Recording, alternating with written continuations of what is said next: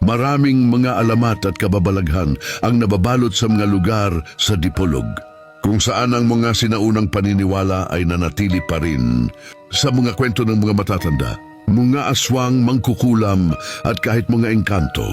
At ang pangalan mismo ng Dipolog ay mayroon ding sariling alamat. Sinasabing ang salitang Dipolog ay galing sa salitang Subanon na Dipolog, na ang ibig sabihin ay sa kabila ng ilog. Ayon sa kwento, nung unang panahon, may mga Subanon na naninirahan sa tabi ng ilog. Kapag tinatanong sila ng mga dayuhan kung saan sila pupunta, sinasagot nila na Dipolog o sa kabilang ibayo ng ilog. Sa paglipas ng panahon, naging Dipolog na ang tawag sa buong lugar. At isa pang kwento ng tinatawag na Paniit, isa ito sa mga pinakatanyag na kwentong kababalaghan sa Dipolog at sa buong Zamboanga Peninsula.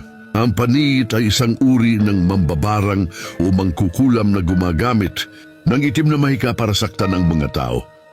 May mga kwento na ang mga nabiktima ng paniit ay bigla na lang nagkakasakit ang mga tao nang walang dahilan. Ang paniit ay hindi basta-basta mambabarang. Isa itong uri ng itim na mahika na ginagamit para saktan, lumpuhin o patayin ang isang tao. Sinasabing ang isang mambabarang ay gumagamit ng mga personal na gamit ng biktima para maisagawa ang paniit. Halimbawa, ang buhok, piraso ng damit, o kahit na anino ng biktima ay sapat na para maisagawa ang ritual. Meron ding mga kwento kung saan ang paniit ay isinasagawa sa pamamagitan ng paglalagay ng sumpa sa pagkain o inumin. Kapag ito ay nakain o nainom ng biktima, unti-unti siyang magkakasakit. Isa sa mga pinakakatakot na detalye ay ang paglitaw ng mga kakaibang bagay sa katawan ng biktima, tulad ng buhangin, buhok o mga pako na parang nagmula sa loob ng katawan. At ang tanging lunas ay ang pagpapagamot sa mga albularyo o paghahanap sa mambabarang para ipatanggal ang sumpa. At isa sa mga kwento ay ang mga engkanto. Maraming mga matatanda sa Dipolog ang naniniwala sa mga engkanto na naninirahan sa mga malalaking puno tulad ng balete, kuweba o mga liblib na lugar. Sinasabing ang mga nilalang na ito ay napakagaganda o napakagwapo, ngunit delikado silang magalit. Madalas na ikinukwento na may mga taong bigla na lang nawawala o nagkakasakit dahil sa pagpasok sa teritoryo ng mga engkanto nang hindi nagpapaalam. Tikbalang, duwende at kapre, tulad sa ibang bahagi ng Pilipinas, laganap din sa mga baryo ng Dipolog. Ang mga kwento tungkol sa tikbalang na nanggugulo sa mga manlalakbay sa gabi, mga duwende na naninirahan sa mga punso o ilalim ng lupa, at mga kapre na madalas makita na naninigarilyo sa tuktok ng mga puno. Kadalasan, ang mga kwentong ito ay ginagamit ng mga matatanda para paalalahanan ang mga bata na maging magalang at huwag basta-basta magpumunta sa mga liblib na lugar.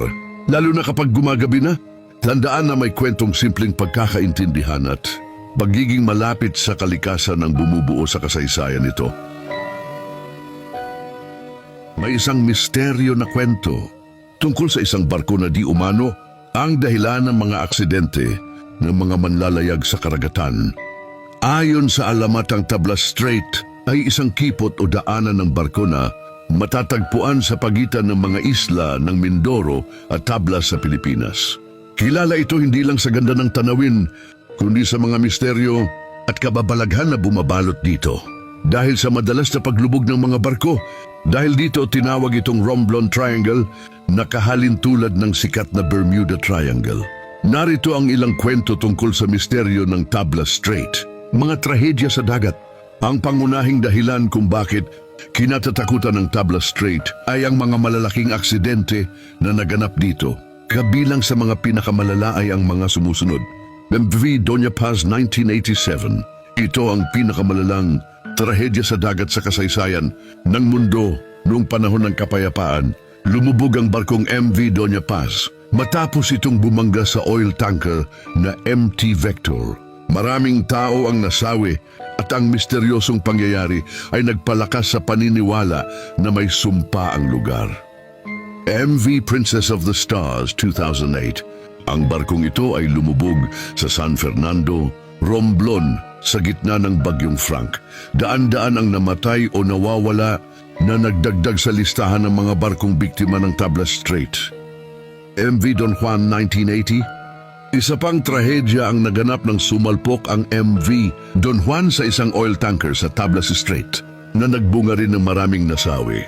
Dahil sa dami ng mga aksidenteng ito, lumaganap ang mga kwento-kwento sa mga lokal na mangingisda at residente. Ang isa sa pinakasikat na kwento ay ang paglitaw umano ng isang ghost ship bago maganap ang isang trahedya. Sinasabing ang barkong ito na pag-aari raw ng isang lolo amang ay bigla na lang sumusulpot sa gitna ng karagatan. Ayon sa isang dikumpirmadong kwento, nakita raw mismo ng isa sa mga nakaligtas sa paglubog ng MV Don Juan ang ghost ship na ito. Umano'y iniiwasan ng kapitan ng MV Don Juan ang multong barko. Kaya ito sumalpok sa oil tanker. Sinasabing ang ghost ship ay may kakaibang itsura. Hindi ito mukhang modernong barko.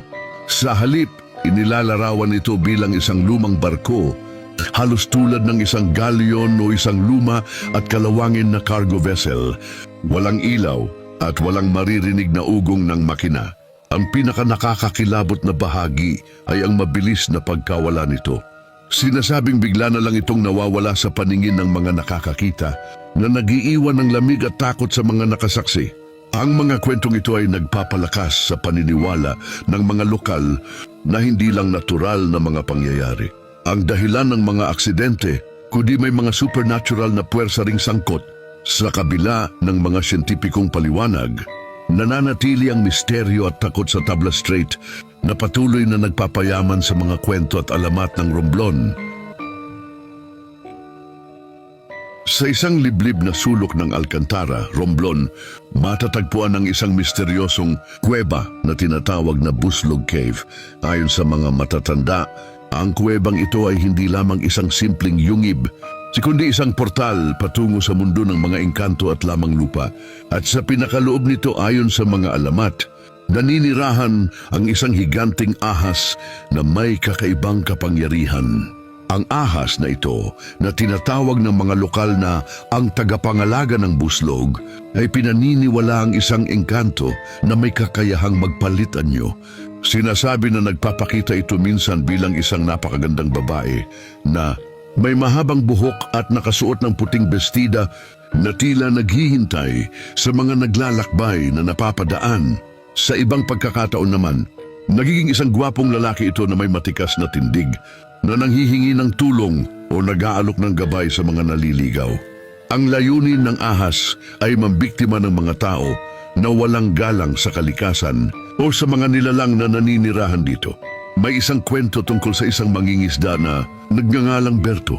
Kilala si Berto sa kanyang pagiging matapang at hindi paniniwala sa mga alamat. Isang araw, nagpasya siyang pumasok sa loob ng Buslog Cave upang manghuli ng ibon.